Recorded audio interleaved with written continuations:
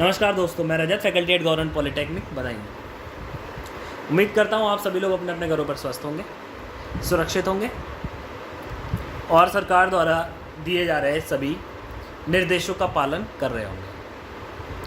आज का जो हमारा टॉपिक है वो है प्रोफेशनल डेवलपमेंट ऑफ टेक्नीशियन, यानी जितने भी टेक्नीशियंस हैं या टेक्निकल लोग हैं उनका डेवलपमेंट कैसे किया जाए और इनके डेवलपमेंट में क्या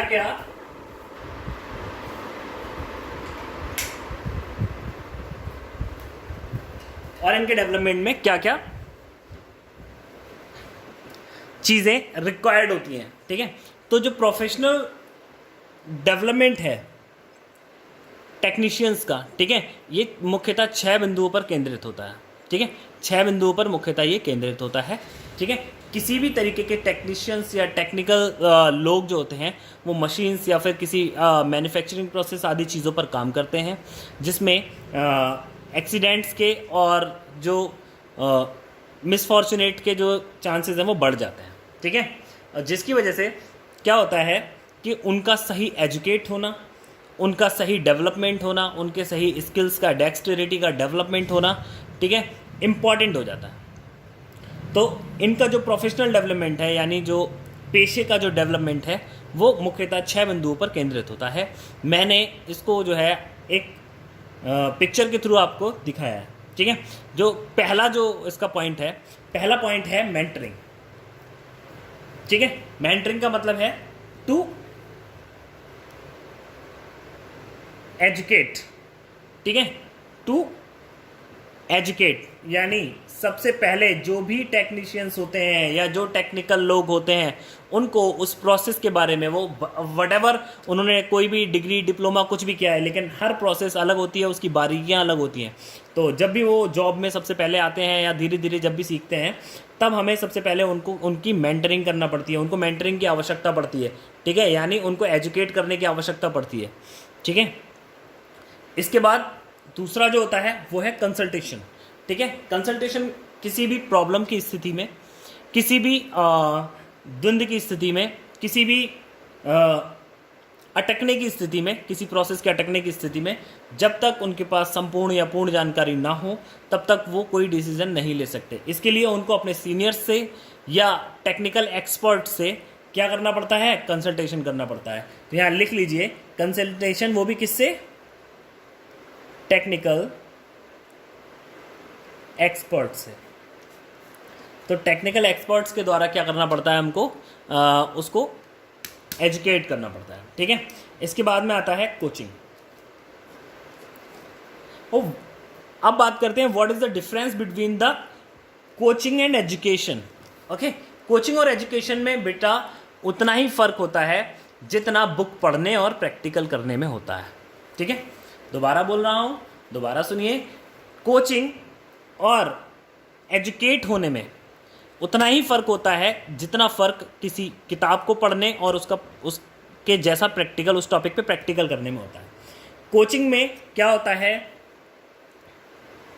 एजुकेशन प्लस प्रैक्टिकल नॉलेज दी जाती है। ठीक है, और एजुकेट करने में केवल उसकी थ्योरेटिकल नॉलेज पे ही बात की जाती है। ठीक है, तो क्या ज़रूरी है, उसको थ्योरेटिकल नॉलेज होनी चाहिए, उसको कंसल्टेशन के लिए लोग होने चाहिए, उसको कंसल्ट होना चाहिए, इसके अलावा उसको कोचिंग भी मिलनी चाहिए। इसके अलावा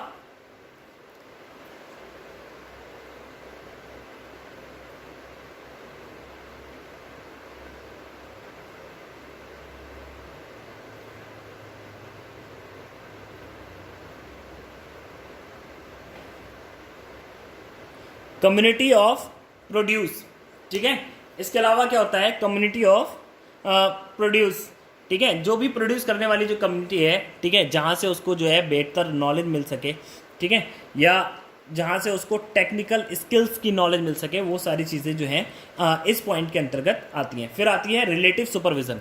रिलेटिव सुपरविज़न का जो मतलब होता है वो मतलब होता है रिलेटिव सुपरविज़न का कि कोई भी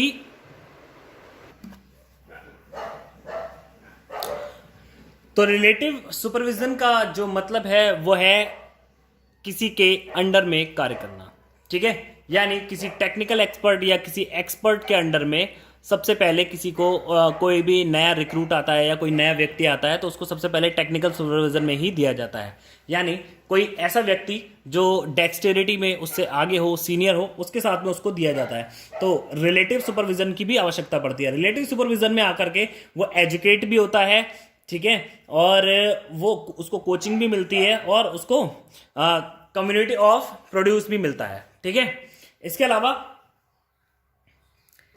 लेसन स्टडी यानी बेसिक टाइप की स्टडी, उसको lesson by lesson, time to time, धीरे धीरे एजुकेट करना, ना कि उसको पूरी प्रोसेस एक दिन में। कोई भी व्यक्ति एक दिन में पूरी प्रोसेस नहीं सीख सकता, ठीक है। कोई भी ऐसा व्यक्ति एक चीज में निपुण, एकदम से एक चीज में निपुण नहीं हो सकता, ठीक है। उसके लिए उसको क्या करना है, धीरे धीरे ही वो कर सकता है ना। तो इसीलिए इसको इंक्लूड किया गया है कि लेसन स्टडी, उसको लेसन बाई लेसन उसको जो है पढ़ाया जाए। और उसके बाद में जब वो सब कुछ सीख जाता है, सारी चीजें कर लेता है, एक बार इस सर्कल से निकल जाता है, फिर भी उसको किस चीज की आवश्यकता पड़ती है, टेक्निकल असिस्टेंट की आवश्यकता पड़ती है, असिस्टेंस की आवश्यकता पड़ती है। यानी फिर भी उसको जो है टेक्निकल मदद की आवश्यकता रहती है, ठीक है। तो ये था आपका जो है प्रोफेशनल डेवलपमेंट ऑफ टेक्नीशियंस, ठीक है। इसके लिए जो है मैंने एक डायग्राम के थ्रू आपको समझाया। इसके अलावा इसके अगर एडवांटेजेस की बात करें, एडवांटेजेस की अगर बात करते हैं तो सबसे पहला जो एडवांटेज है, ठीक है, सबसे पहला एडवांटेज है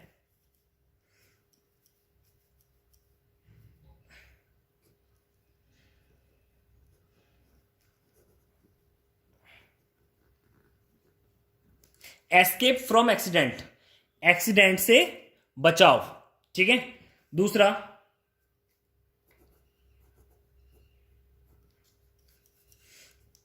जो है, दूसरा एस्केप फ्रॉम द एक्सीडेंट, दूसरा जो है वो है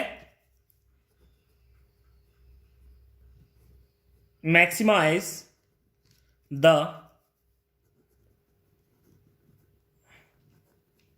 प्रोडक्टिविटी, ठीक है। यानी जो हमारे उत्पादन हो रहा है उस उत्पादन को मैक्सिमाइज करने का काम करता है ना। अगर तीसरे की बात करें, थर्ड क्या होगा, ठीक है, थर्ड होता है सेफ मैन पावर, ठीक है। एंड फोर्थ इंक्रीज इफिशियंसी, ठीक है, इफिशियंसी को बढ़ाता है, ठीक है। तो ये था आपका professional development of the technicians, ठीक है। मिलते हैं अगले किसी लेक्चर में, तब तक के लिए धन्यवाद।